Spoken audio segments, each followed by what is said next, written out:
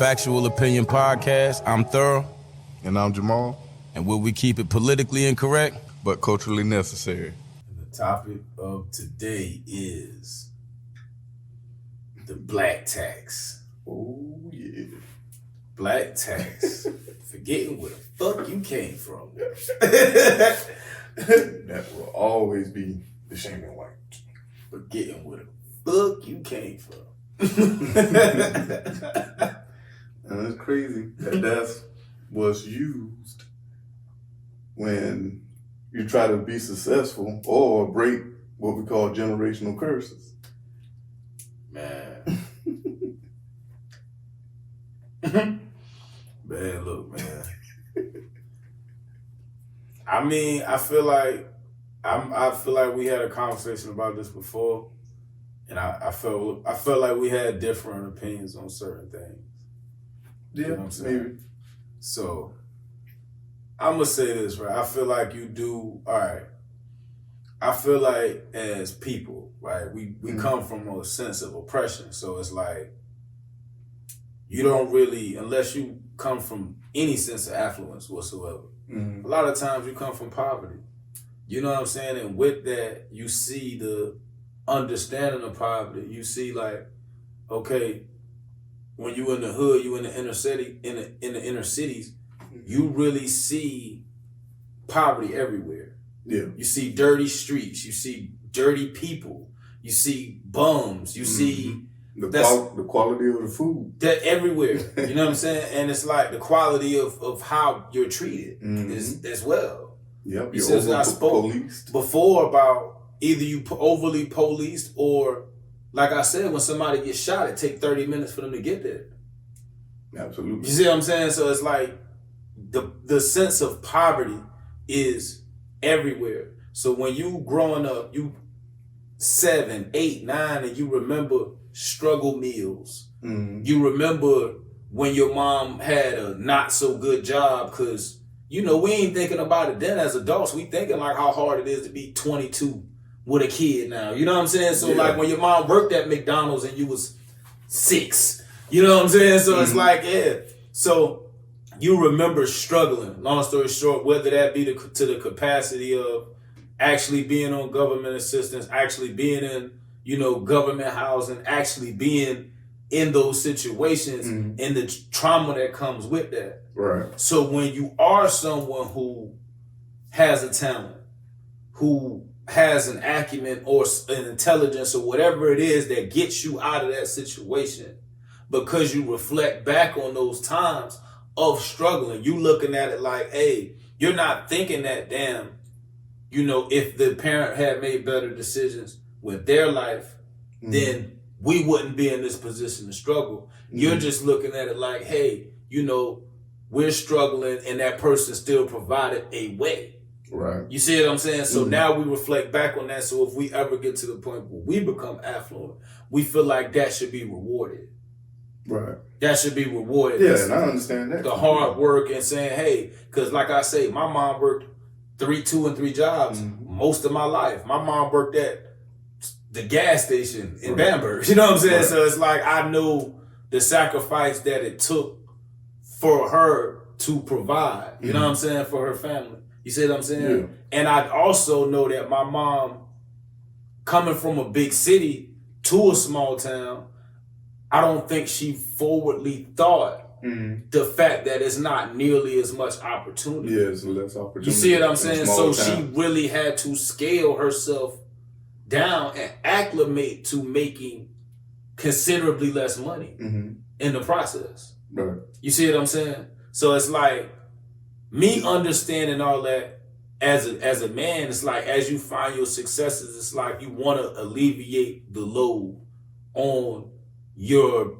parents or your mom or whoever it is now. If you have the opportunity to say, hey, right now, you don't have to work as hard. Right. You see what I'm saying? And it don't even have to be the biggest thing. Like, you know what I'm saying? Like with me, I got a dealer tag. So with me having a dealer tag, it ensures whatever car you put it on. You see what I'm saying? Yeah. So by me giving my mom a dealer tag for her to ride, she don't have to insure her vehicle. So that whatever she's spending on car insurance every month, That's not coming out your pocket anymore. Now see, that's dope. You see like what I'm saying? stuff like that. It's no problem with that.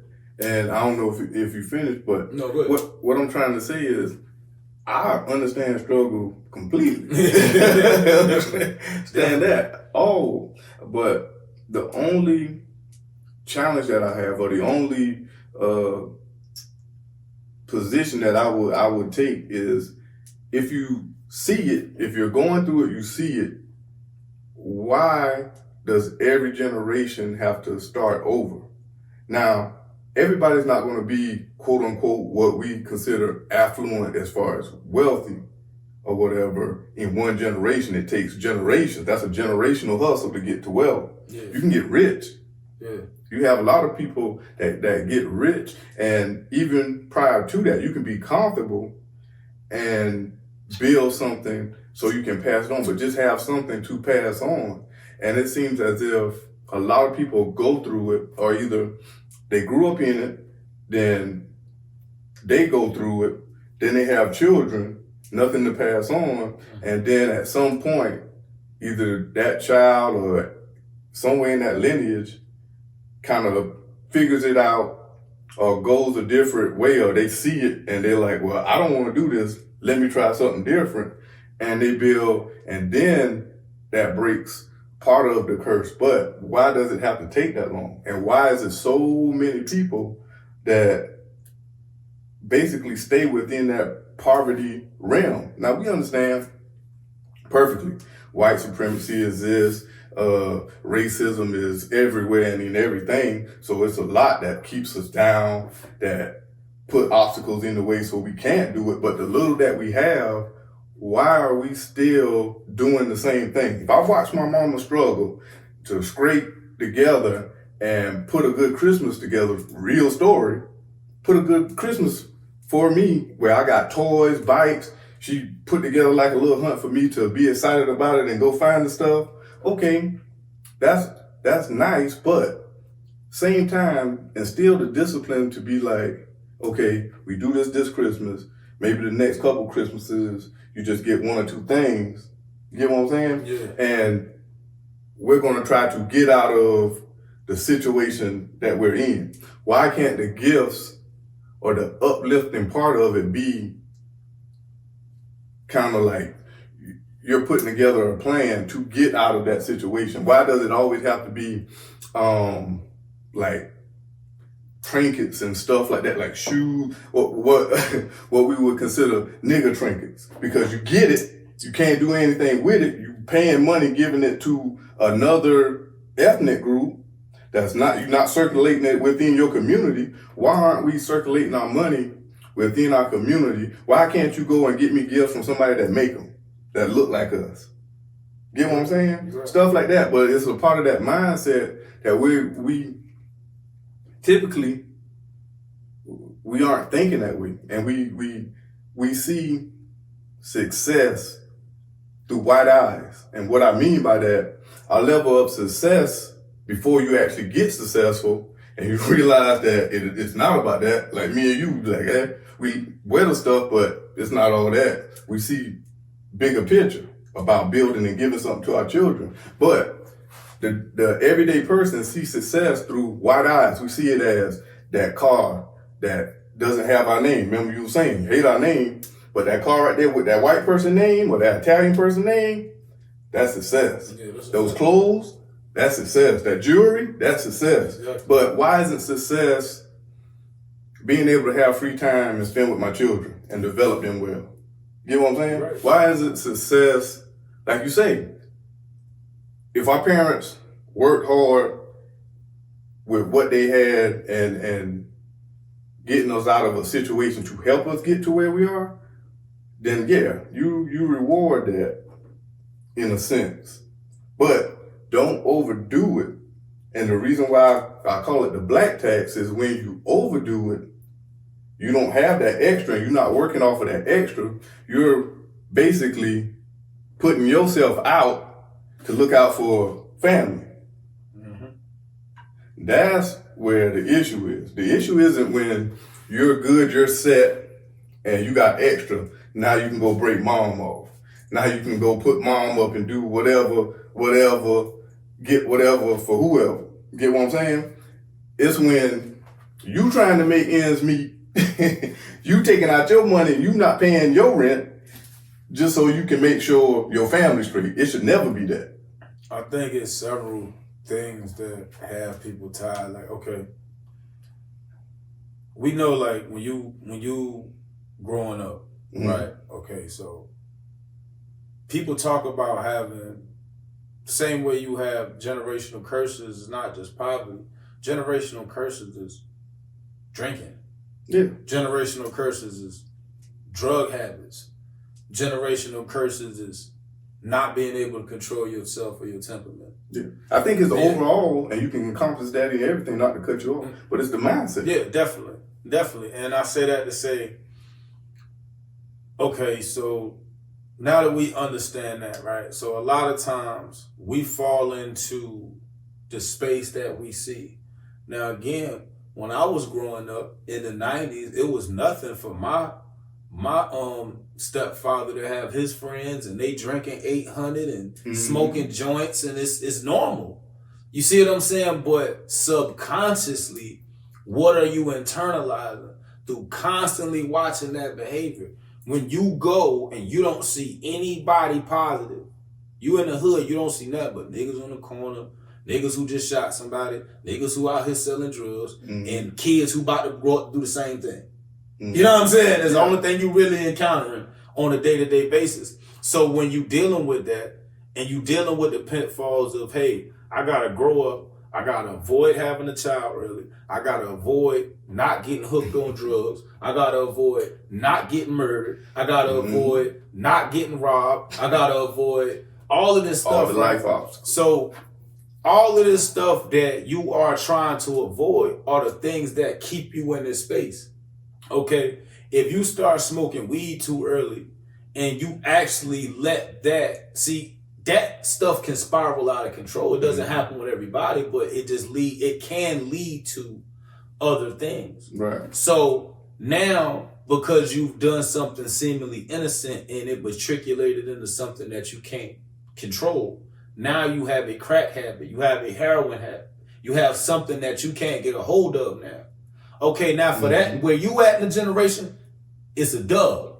You know what I'm saying? At that point, it's a dub. Yeah, it's a dub. Now you gotta hope that your child sees you and say, I don't want to be like that. So now when you thinking about it again, I always go back to, from the 60s, we've been fighting this, from the heroin, the coke, crack, If the drug itself doesn't get a hold of you, selling the drug gets a hold of you and you go to jail.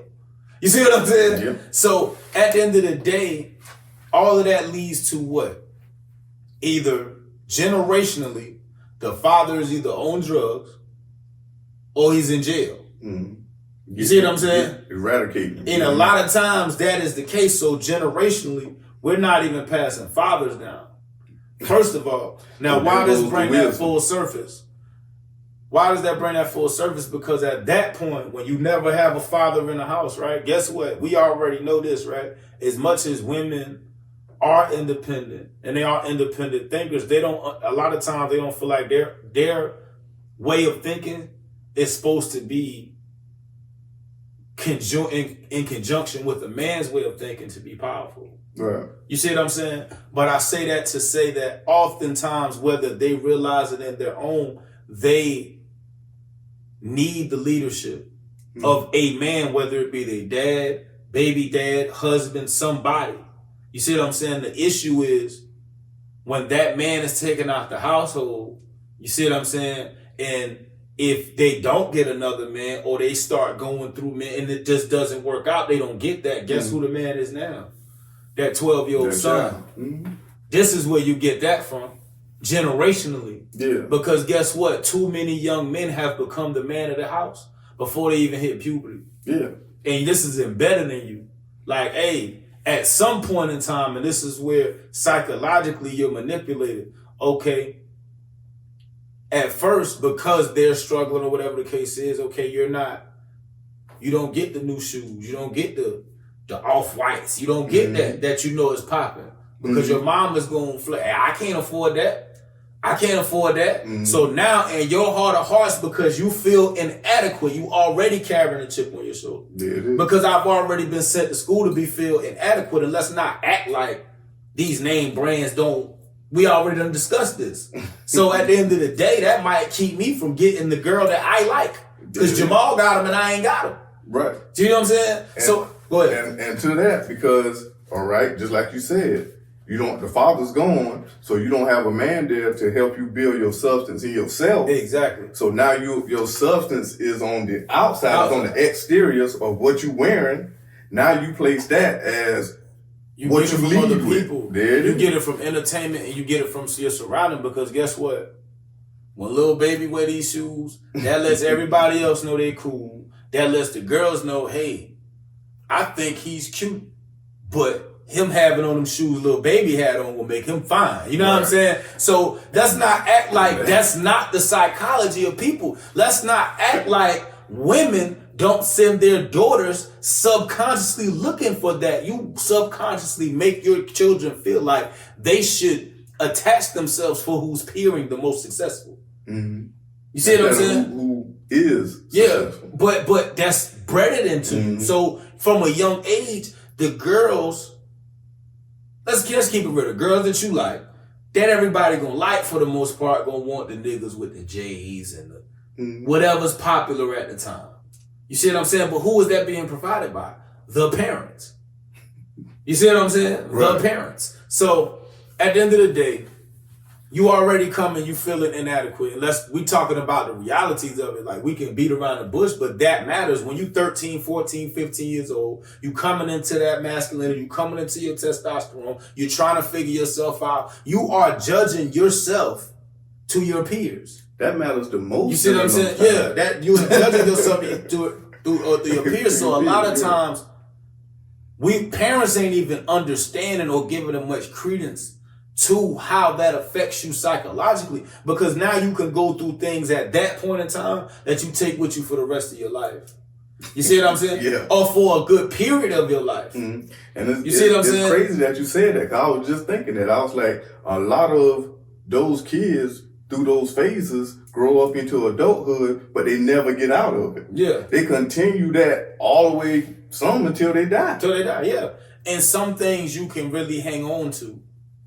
You see what I'm saying? Like, I know with me, like, I never had, like, my mom couldn't really afford, but especially once you got, like, high school age, that shit really mattered. Like, my mom couldn't afford no $150, $160 shoes like that. And this is real, like, you know what I'm saying? My mom was really, you know, on her own. You know what I'm saying? Trying to figure it out, moving somewhere new. It's more than what you expected. Right. You know what I'm saying? So at the end of the day, you know what I'm saying? Like, when I got to the point where I was a little bit older and I was doing for myself, whatever I was doing, like, yeah, I really cared about my shoes and stuff like that, because you see what I'm saying? I'm not going to really say more so than I feel like I should, because I'm a grown-ass man. I do what I want to do with my money. But to the appearance of other people, it could look like, why this nigga got 75 pairs of shoes? You know what I'm saying? Like, And a lot of that is embedded in our DNA back to slavery from not having. That's why we put so much emphasis on our clothes and the shoes. Now, it's in us as black people in our culture to always want to look nice and want to present ourselves, because we taught the world, we civilized the world. Yeah, definitely. That's a fact. But being in an oppressed state without anything, we should be able to see that and then be like, okay, let us get ourselves sustainable and good. Then we can go back to however. That's how it seems, but even as parents, you carry that shit with you. Yeah, guess what? Because guess what? Now you didn't have it. You want to you gonna give it to your kids? Because guess what? I might have 75 pairs. My daughter got 100. You know what I'm saying? You know what I'm saying? And that's the reality. Like, so that's all of that goes hand in hand. The trauma that you've dealt with as a child, that you grow up with, that you're not understanding, is a reflection of how you deal with certain stuff or how you manage certain stuff. Then it's also a reflection of how you're going to handle the next generation. You see what I'm saying? So now if we're in a situation where, damn, from one generation to the next generation to the next generation, this person was on drugs, this person was on drugs, this person was on drugs. You see what I'm saying? Now it gets to you. You see what I'm saying? You're trying to change everything. You're trying to buck the cycle. You're trying to do, everything that you need to do. You see what I'm saying? It's still pitfalls that are going to come into the picture. You see what I'm saying? Right. It's still pitfalls that's going to come into the picture that you have to get around regardless. You see what I'm saying? We're not sustainable as a group to circumnavigate that or to prevent it. We have to be sustainable as a group to stop those pitfalls, the majority of them that's set in place. A lot of them are traps, purposely in place to keep us where we are. That's what I'm saying, because from one thing to the next, all of this is a psychological understanding. Whether you're the person that can buy the clothes and the shoes when the child's in high school, you're giving them a warped perception of what success is. If you're a person that can't buy the clothes and the shoes, then you're making that child feel inadequate. And he's gonna grow up with an altered sense of proving himself. So ultimately, you need a balance. You need that balance. Exactly, which is hard. Yeah, it's you know what I'm saying? Which is hard. I'm struggling with that now with my son. Exactly. I remember growing. You remember those first pennies, the blue and black ones? Yeah. You remember Kenan and Kel? He had them on Good Burger or something like that. Man, I want them shoes so bad. Man, I aggravated my mom to death for them shoes. Once she seen the price tag, she's like, I'm not paying $200 for these shoes. Now, man, when they came back out, the re-release was like a year or two ago. Not only did I go and get them for myself as a grown man, I got them for my son. My son was maybe like 4 at the time. He cared nothing about them shoes. He won't scuff them up. Yeah, scuff them up, whatever. And I was like, oh, whatever. You tight, because now you projecting yours. How you gonna fuck this shit up? And I just had to let it go. I had to let it happen. Yeah. But that's crazy, but how that comes full circle and play out. That's a fact. And like, just to finish, man, I might have went a little left with it, but just understanding, like, okay, you got these men that become the man of the house at a young age. So now, because you couldn't buy me what I wanted, I'm presented with nothing but the wrong shit when I walk out the door. Now is I'm, either you're going to be forced to the left or to the right, meaning you're going to be forced to be like, I don't want to go out like my cousin, my brother, they went to jail, whatever, this, that, and third. I'm going to go get me a job. I'm going to start, getting on my own. Right. But guess what? Even then, right? Guess what I see a lot of kids do? Especially boys. You see this with boys more so than anything else. Get their mama a couple dollars. Out of their checks. They'll kick back. Like, oh yeah, man, I'll take care of you. Why? Because once they got that testosterone and the man wasn't around, and the mom's manipulation to them has made them feel like they have to step up. They have to. So now it's like, even now, right? You'll be looked at in a way like they're gonna say it in the media, like, if you was a football player, you was a first round draft pick, like, and for whatever reason you didn't do something for your mom or something, like, that should've been in the media. Yeah, like, they'll try to demonize you. Yeah, that should have been like, oh, he got his mom, whatever, or in the same house, whatever. You see what I'm saying? Like, because that's the thought pattern. Like, if you, because of whatever a person sacrificed for you in order for you to grow up as a human, you know what I'm saying? Like, it has to be rewarded if you ever find any type of success. And that's sad. I think that is very, very, not like you say, manipulative, but it's sick. It's a sick mindset, because think about this. You as a parent, your kids don't ask to be here. You as a parent, you decide to have kids and start a family or whatever, okay? This is why I always say, a man and a woman both need to be sustainable on their own before they come together and have a child. Because if anything happens, you should be able to sustain that child without any waiver or without any up and down to where that child won't feel the effect of it. You get what I'm saying? Because that's very important and vital to the development of that child. The problem, Being moved around or having certain emotional turmoils, like lights getting cut off, phone not working. Think about this. I've been in this situation. You get in high school, you good with the girls, got some girls, and then your phone get cut off. Now you can't talk to the girls. Girls calling you, and what happened to your phone? You know how embarrassing that is? anybody drag you when you get back. Exactly. So you know how that feel. What that does to somebody. But the issue with that is, bro, we like, bro, we put pressure on ourselves to have sex from 11 years old. But I'm saying, not even just about sex. But that's what that's something that you lacking, or something that wasn't sustained that you had no control over. You a child, you got no control over paying those bills yet. You're right. But what I'm saying is we are like basically like we're not thinking that far ahead before we are thought and pressured to have sex. Oh yeah. We're not right. that forward thinking. You see what I'm saying? I stopped my thought. Yeah. So you both need to be sustainable before you come together and have children. Yeah. Now, when you have kids and you're not sustainable, and now you're struggling, and at some point that child grows up and then have to step in, especially male child. Typically, it's the male child. All the time. He's not emotionally or mentally prepared for any of that. Like you said, chances are he's been manipulated up until that point to feel obligated to do that. That's a fact. Now, how can you have kids or whatever, and I understand struggling for a certain little time period or whatever, and you're trying to get it together. And of course, individuals and certain situations, the situation always going to dictate.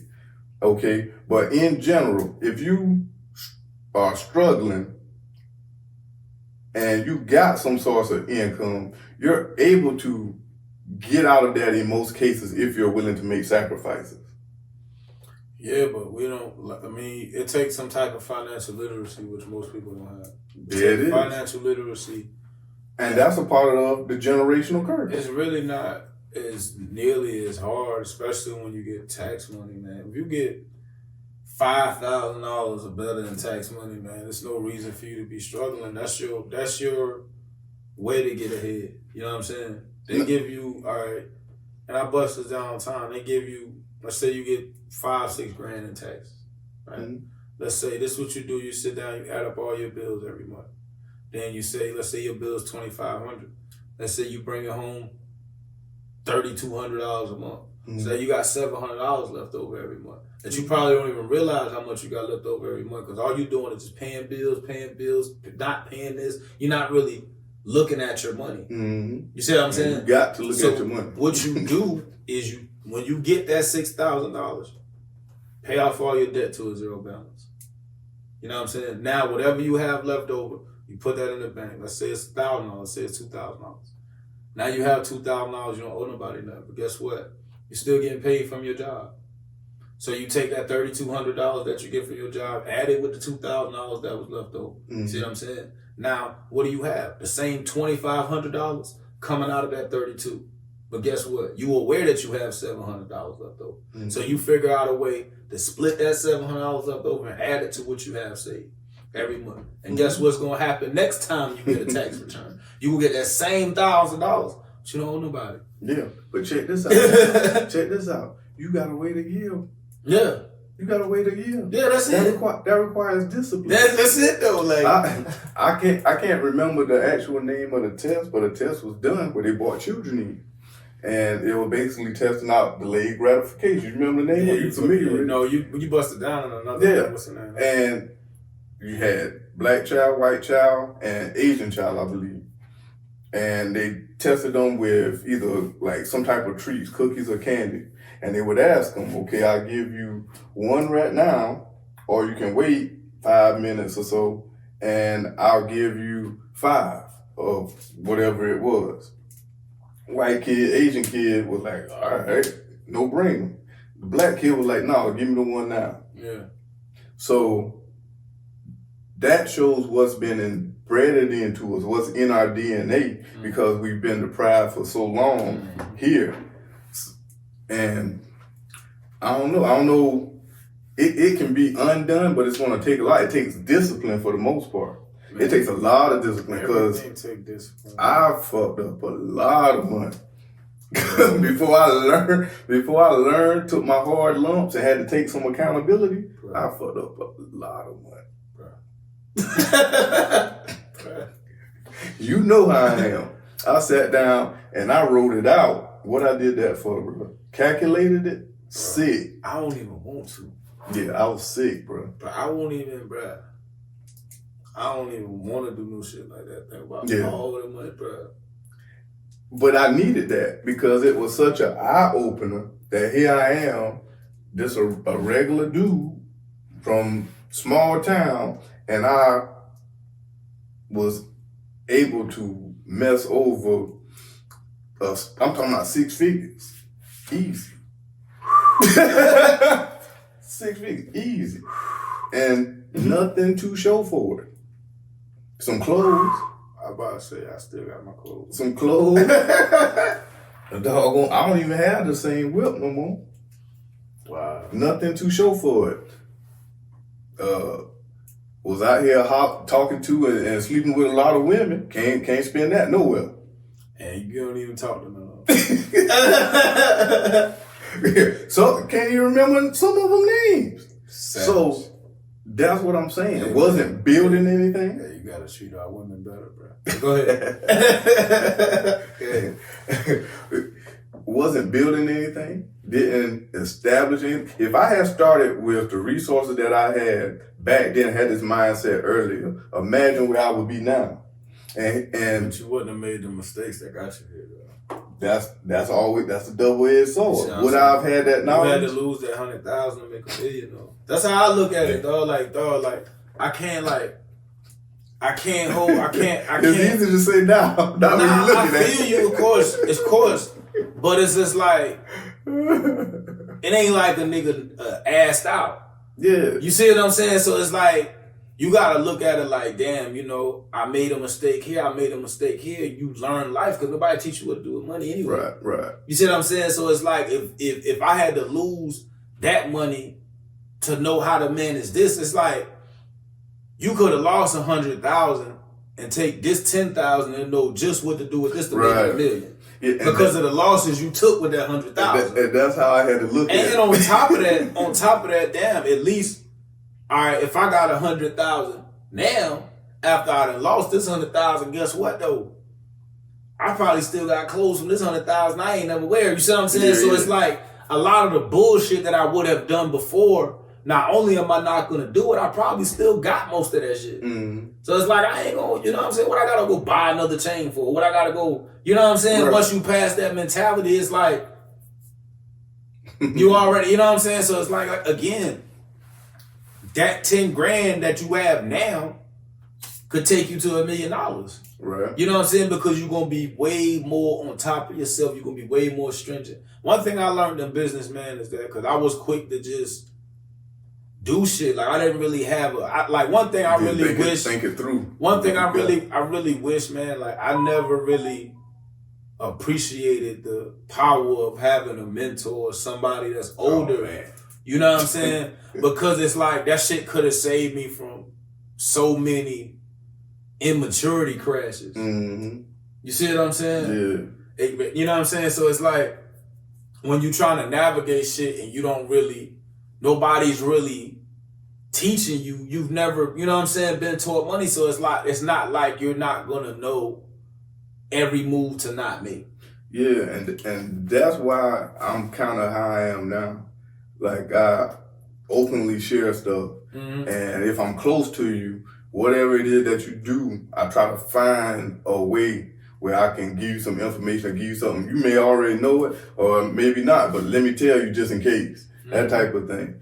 And cause I'm like, I wish I had somebody like me that could break it down step by step and actually care and be like, hey, you did such and such and I aggravate you. Yeah, definitely. Yeah. Or just even on some such like, and such, do this. even on some shit like, yo, why you moving like that? Yeah. Why you did that? Like, why you posted that? Why you know what I'm saying? Like what you was thinking of, you know what I'm saying? Because at the end of the day, like when you really don't have nobody, like you are that to most people. You know what I'm saying? So it's like you don't really have nobody to guide you in a lot of shit. So you gonna bump your head on the wall 50,000 times. Like me, I bump my head on the wall 50,000 times, so you won't have to bump it but 5,000 times. You know what I'm saying? You still gonna have to bump your head, but it's like you ain't gonna go through the same thing. You know what I'm saying? Yeah, that's how I view it with the children. Like, let's get in the game. Let's build something for them. And just with who I can touch, it's not just about my child. It's about the people who are close to me and their children. I should be able to hire your child and vice versa. There's no way that our kids should be going out and begging other groups who have anti-black hostility and racism towards them. Well, I know you're going to go and get mistreated. Yeah. Let either you do what I built, or I got somebody that does or has whatever that you may be interested in. Go see them tomorrow and interview. Still take them through the process, but it's better knowing that, okay, he already gonna get it. He just going through it, learning it, and becoming a man. Yeah. Or whatever. They becoming an adult. Understanding how that shit goes. And that's how it should be, and it's crazy that we don't view it that way. Because a lot of times, man, and it go to bring the point back to what the topic is, that black tax a lot of times be a reflection of people's own inadequacy, their own insecurities, and their own underachievements being reflected into their children. You see what I'm saying? A lot of times, like, that manipulation or that, you know, that sense of, you know, people just coming at you like it's your responsibility to take them out of property if you have an opportunity to. Yeah, you see what I'm saying? And that's insane because remember when I was like, okay, if you're an athlete, I think I used that example. And I said, okay, you got your mama and father in the house. Yeah, you can, of course, you can do whatever you want for them, but that mother and that father, that man is the head of that household. You should not be going out and getting no multi-million-dollar house that he can't afford to keep, that he can't maintain, because that's still the man of that household. You get what I'm saying? Yeah. So you messing up that dynamic still, challenging him as the man, you still doing the son husband, the corner term from the Black Authority. Yeah. You still doing that. Yeah. If you out here, you got your millions, that's for you. Live your life, build something. If you want to help build us or fund us some capital to start a business or whatever, do that. Yeah. But you going out buying these elaborate gifts, and I get it, those your parents, you do whatever you want with your money, but think about it. Yeah. If they're together and that's still that man, that man should be the one there that's providing for the woman, which is your mother. That's a fact. Just is what it is. That's a fact. Your parents shouldn't even look at you and be like, hey, you should block. If my child was to go and be successful and it's something that he wanted to get me and I can't sustain it in what I'm doing, I'm telling no. Yeah. I'm gonna tell him no. I'm not even looking. It's people that have children as an investment. Yeah. Have children and have multiple children, so at least one of them gonna probably do something. Yeah. Get what I'm saying? And today, that is a detriment. Back in the day, that was kind of something that helped sustain the family, especially if they had strong sons or big sons, or they had beautiful daughters. Then they know, okay, a man of means or value or whatever, wealth, will come and want to marry your daughters, bring her out of poverty, out of help, establish ties in the family and get them out of that. I understand that, but that's not really the case today. That dynamic has shifted a lot. Over with. Yeah, that's over with. So Yeah, it's certain things that you have to think about. That dope. That GMT. Let me stop it. And I also think about this. Another, I'm gonna paraphrase from the Black Authority, where he said he got a line where he would say, "Go to your parents and ask them to show you a picture of them when they were your age, at any point, whether you're 20, 30, whatever. And if the only pictures they can show you is them partying, or father standing next to a nice little whip, they dressed up on the block, this, that, and the third, and they don't have any pictures of them building or establishing something, then you can see where your inheritance went. Your inheritance went into the nice car, the clothes, the parties, that type of stuff. And that's fine as long as you are building something that you can pass on. You can enjoy yourself and enjoy your money. Nobody's saying not to do that, but do them both. Like I said, it should be criminal to not have anything to pass to your children, or to have your children going out begging people that hate them. Yeah, you're right. That makes no sense. That is just insane. That's insanity. For a job, a loan, a goddamn. Yeah, any of that. You shouldn't even, it should be no way. We should be self-sustaining. And we were that way a long time ago, and constantly, doggone, I don't know. It's been so many obstacles, and it's been a planned initiative to destroy it, but there's no way that we should have just stopped. That I don't understand.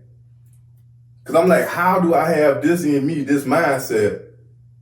And of course, I didn't always have like a straight, short plan of what I wanted. I always knew, I didn't know exactly growing up, I didn't know exactly what I wanted to do or wanted to be.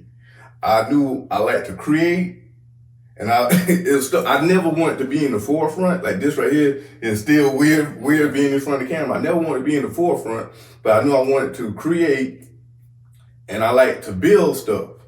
Yeah. Whether it be whatever. I started drawing, and I got into video games. I was like, I would like to build a video game. No matter what it was, as I transitioned through life, I was like, I want to try to create something and get something out in the world that can influence. And also, if I was to start a family, I could pass to them, that type thing. And it's crazy because entrepreneurship is that. That's all you do. You creating businesses. You don't have to run them if you don't want to. You can just create businesses, sell them, or you can get with other people, establish an idea, help them create a business and fund it. Mm-hmm. So falling into that gap was kind of like my go-to, my pleasure spot. This I could do all day. I could talk about it all day. Mm-hmm. So I don't know. And being able to, once you do that, and like you say, pull yourself out of it, it's hard having your children and trying to find that balance from not having it when we were kids, because ultimately that was the thing that drove us here. Mm-hmm. And you see it all the time with wealthy families. They'll build something from scratch and build it into a multi-billion-dollar enterprise, and then their children was given everything spoon-fed from golden and silver spoons all their life, and they don't care nothing about the money, and they'll mess it up, or you hear about them getting locked up, and they don't have no anything. They're not doing anything. If you had access to that type of capital, we'll be trillionaires out here.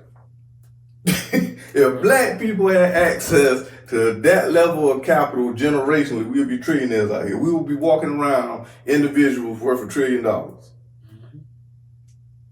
So, I don't know, man. It just seems like we should be able to get it together a little better instead of worrying about individual gain. I see too much of people glad or comfortable, not glad, I'll say comfortable with individual gains. They're like, I got the nice job, or I started the business and it's just about me. You said it, and you was like, people want to be the tallest midget. No, not just that. When you was like, yeah, I'm doing this, I got this business, but I want to network. I want to get a group of people around me on the same mindset, the same wavelength, and we just continue to build together. Why everybody not thinking like that? You were not on the individual, and you're individually successful. Yeah. Because I mean, at the end of the day, we know to get where we can go. Like that's the only way it's gonna work. That's the only way it's You know what I'm saying? Like I gotta be able to have a network of people that say, "Hey, bro, I can reach out to you for your skill." You know what I'm saying? That help you build your business. Like if everybody in your clique is rich, your clique is rugged. Nobody can fall because everyone gonna be each other crutches. That's how I was. That's what I always had in my mind. So it's like I can't really have broke friends because if I'm doing something and it's like, hey, I need $1,000 real quick. Like I don't really even like how I like my circle to be is like you're not about to ask me what I need it for. Yeah. You're not about to ask me how long it's gonna take for you to get it back. $1,000 should be like asking for $1. Let me get $1. Yeah. You don't think about giving somebody $1. And it's really like that. You know what I'm saying? And with people that I had that type of, relationship with, it was really like that. And it's like that's how you go where you're trying to go. That $1,000 could be what will help me get whatever else, you know what I'm saying, that's going to take me to the next level and vice versa. Now, when I go to the next level, I can shoot that like, hey, here, take that. Now you going, now we climbing. You see what I'm saying? Because at the end of the day, either we got to climb together at the same pace or once you get there, you got to go ahead and get around different people because if not, man, it ain't going to work. You know what I'm saying? The biggest issue is that and that's a part of it. Black people want to be the tallest midget, bro. Like, that's in us, man. Like, for some reason, bro, we want to, it's like we only really want to shine on each other. We only really want to flex on each other. Like, you feel what I'm saying? We don't Who else really. can you flex on? Them Asians got billions in group capital. Yeah, that's a fact. I mean, whites got trillions in group capital. Who you flex on? As far as I'm saying like forward. I'm saying like forward. No, I'm saying to your point. When you pull up, like when you ride around, you go get a fresh car, you go get a fly car, you go get whatever. Like you're gonna want that success to be seen by the people that know you. Right. You see what I'm saying? So it's like at the end of the day, we're not really looking to uplift. We're just really looking to flex on each other. People just want to be the tallest midget. People just want to be the best or the most successful where they're from. That's why like the biggest thing that I learned like is you only gonna really be as big as your surroundings. You know what I'm saying? Right. So it's like you're gonna have to detach and go somewhere else to take yourself out of the mind state of your surroundings in order to grow. Because you know what I'm saying? Because as long as you only seeing what you're seeing, that's the capacity of what you think you're going to be able to achieve. You see what I'm saying? So a lot of times you have to go to another place, a bigger city, so you know what I'm saying, somewhere else, isolate yourself, get your niche, and really get into it. You see what I'm saying? It's like, and I say this, man, to my bros, man, because like you gotta feel successful to feel like you are successful. And if you got anything, you know what I'm saying, going on, you are successful. So it's like, it's times in business, man, where you just be like, I'm tired of this. You know what I'm saying? I don't know if I'm going to be able to make it, maintain. You got to love this. You know what I'm saying? You're going to have your doubts, right? But it's like, I can't never doubt me because coming from where I'm coming from, whether that be the city, whether you want the quarters, bro, ain't nobody else done did what I did already. You see what I'm saying? So it's like, that's the fuel that makes you like, you already done the impossible. If you look back 10 years ago, man, this was impossible. A lot of what brothers are doing, you look at Tony and them, you look at a lot of brothers, bro, that shit would be impossible. If you went back 10 years and said, yo, you gonna have this, you gonna be doing this, you gonna be doing that, niggas would be like, we all in bam, bro, we gonna be, you know what I'm saying? Nigga, we go to Subway, you know what I'm saying? You feel what I'm saying? You know what I'm saying? So it's like, understanding, like, you know what I'm saying, from where I came from, man, and my background and my history, I already done the impossible, bro. You see what I'm saying? I already done the impossible by being here. You know what I'm saying? So the only thing I can do is just keep pushing my shit forward. You see what I'm saying? I can't be blinded by trying to be concerned about what people think or all that other shit. And don't get me wrong, we all think it, but it's not gonna affect, you know what I'm saying, like how I am. Like if people don't, you know what I'm saying, whatever. And we have to your point, we have to stop looking to celebrities as our point of reference for success. Because a lot of people, when you actually look at your life, and I called my bro and had this conversation, real life conversation, and I was like, man, I was just out one day, right? And I think I had my son with me, and we was in the store, little bad joint, walked in the store, doggone, sitting there shopping, and we're chopping it up with her, and got my groceries. My son wanted something, put it in the cart, and checked out. Wasn't even thinking about it.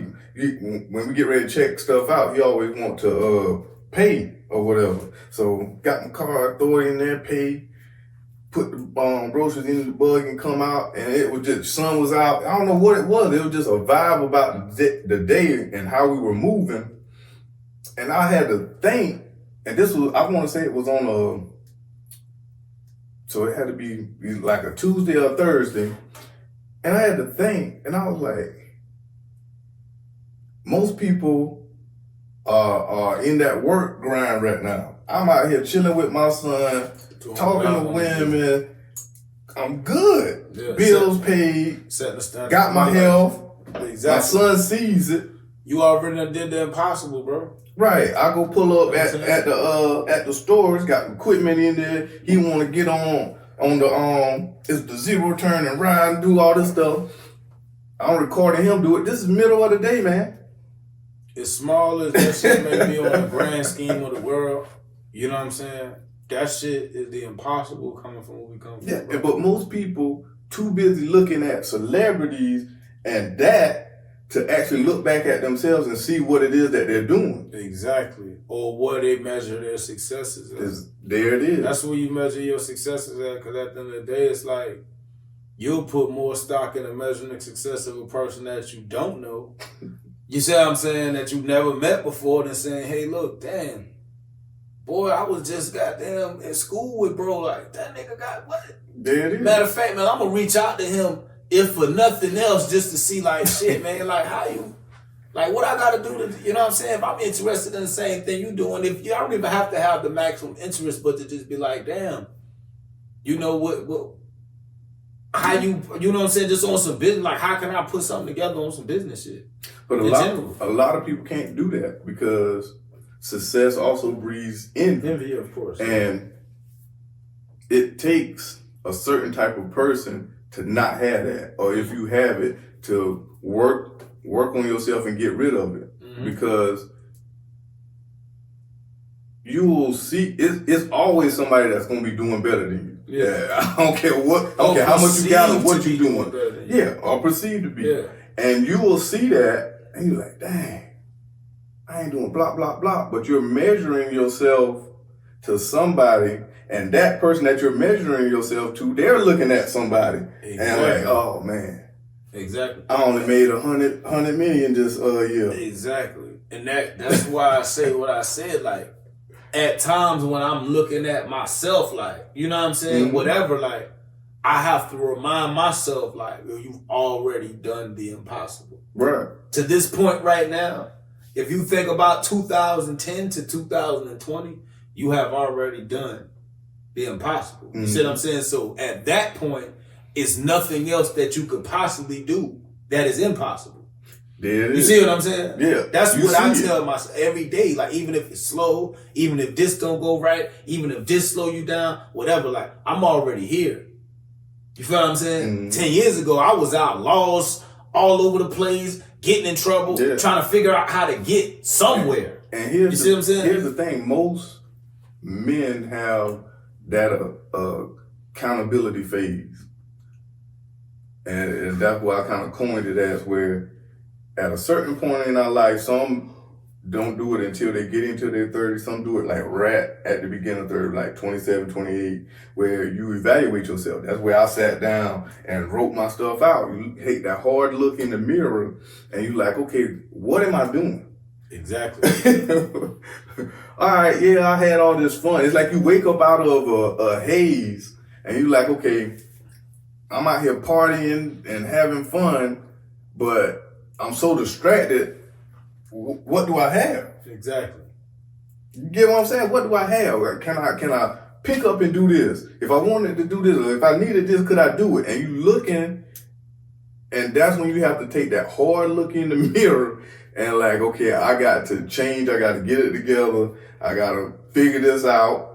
I'm gonna have to get some discipline. I'm gonna have to scale back. Yeah. Get what? And that is typically how men start to develop themselves. At that point, you're starting to develop yourself. But before, if you have that balance in the household, you would get that much earlier. And you would have something passed down to you. Exactly.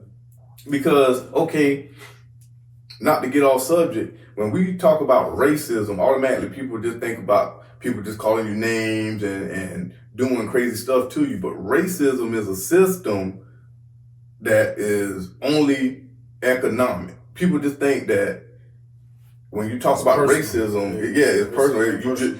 That's why it bothers me when I hear it's personal. Yeah, it bothers me when I hear black people say black people can be racist. You can't, because you don't have any system to enforce it. Yeah. That's a system of enforcement, and the race in racism is the race for resources. Yeah. We're trying to run this race in our $1,000 shoes, and everybody else got caught with their name on it. Yeah, you're right. We running a race in shoes that's not our name, when everybody in their car with their name on it. Porsche, Ferrari, all of them got their last name on their car, and they taking off, and we still out here on foot. For real. And that's where we're falling behind, and it's crazy because if you look at how much we've lost since the 60s, since the civil rights era, and the reason why we coined it a failure, because that's what it was. Or a conspiracy. Oh yeah, civil rights conspiracy, my man. Or a conspiracy. You blew that up. That's deep. Or a conspiracy. We got to revisit that one. But they get that in the edits. But we've put ourselves in a lesser position, and I don't know if we can make it back. Because not only have we lost the resources, and understand, it's not like we lost those resources and they're just sitting around waiting on us. Other people have been coming and taking them. And we've been allowing that through the voting cycle of letting the other groups come in and take it. Now, we gave away our resources. We gave away our ability to sustain it. How do we get back? Because now we've lost the mindset. Where's the hustle mindset as a group? That shit ain't happening. Like you say, you want to put your network together, that should be easy. You should be able to spin through your friend list and grab 5 people. Not my friends. But you can't. I don't even got 5 friends, first of all. There it is. It's associates. I don't even got 5 associates. For real, you laughing, bro. I'm serious, bro. I'm dead ass. But we should be able to do that because there's so much we can do. You can build capital from a tight group of friends. If you got 5 friends and you putting together a certain amount of money every month into a pool, and then at the end of the year, you tap into it and you go after one person out of the group's idea for a business, and you start it all over again for the next year, and you just pass it to the next person, you don't have to touch no bank. Somebody gonna be full of shit. But here's the thing. You put the money up to that one person, but everybody, whoever idea that is, sweat equity. Sweat equity. Now you got to help them develop it. That's what I'm saying. That should be easy. Wait on it. That should be easy. This is basic. That's basic. That should have never happened, bro. That is so basic, bro. That should have never happened. Right. Because we don't have the discipline. We don't have the mindset to sacrifice. We don't have that connection, that unity. individualize everything. Ego's fucked up. First, that's the most Ego's important messed thing. up. Everybody got fucked up egos, so it's like, who gonna be the man for real? And here's the thing. That's the most important thing that's gonna stop it. It's crazy that you brought up ego because most men in general have low self-esteem. Remember we were talking about that? Yeah, that's a fact. And you was like, well, I forgot how we phrased it. We was like, who would consider themselves high value or men of value or whatever. And I was like, the majority of men wouldn't. Even though they got everything going on. You're right. Even though their life is together. You're right. I'm telling you. They wouldn't look at themselves that way. And that's social conditioning. That's not just on us, that's societal. Because men in general are socially conditioned to be in that beta mindset. But that's a whole nother show. Yeah, that's a show, man. You gonna wrap it up with that one, man. That's a whole nother show. Yeah, that's a whole nother show. That go deep. Deep, real. Yo, if you made it to the end, comment, subscribe, smash that notification button. And follow. Give us 5-star reviews, man. Ain't no fucking 3s and 2s. 5. That's how we want is 5. The 5 or nothing else. You know what I'm saying? Rather you just give us nothing. Check for us on all social media platforms. That means we out here. Holla at us.